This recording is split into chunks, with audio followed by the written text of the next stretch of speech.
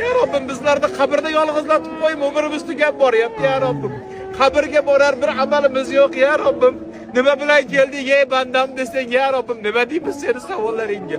Qaysi amalimiz ya Robbil alamin mana shu amal bilan keldik deymiz.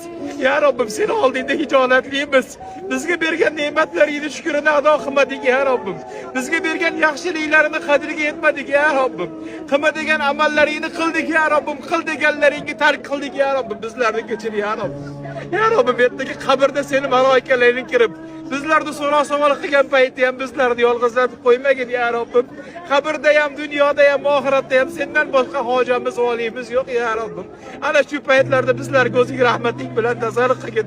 Ana shu paytda bizlarga o'zing shafqating bilan nazar qilgin ya Rabbim. Ya Robbil alamin qabr azobidan qo'rqamiz. Ya Rabbim qabrdagi lahatdagi hayotdan qo'rqamiz ya Rabbim. Ya Rabbim seni jahannamdagi azobingdan, seni qahru g'azabingdan qo'rqamiz. Ya Robbil alamin bizlarga yaxshiliklaringni ko'rsatgin ya Rabbim. Bizlarga g'azab qilmagin ya Robbil alamin. Bizlarni qabrda azoblab qo'ymagin ya Rabbim. Bizlarni jahannamda azoblab qo'ymagin ya Robbil alamin. Sendan yolvorib so'raymiz.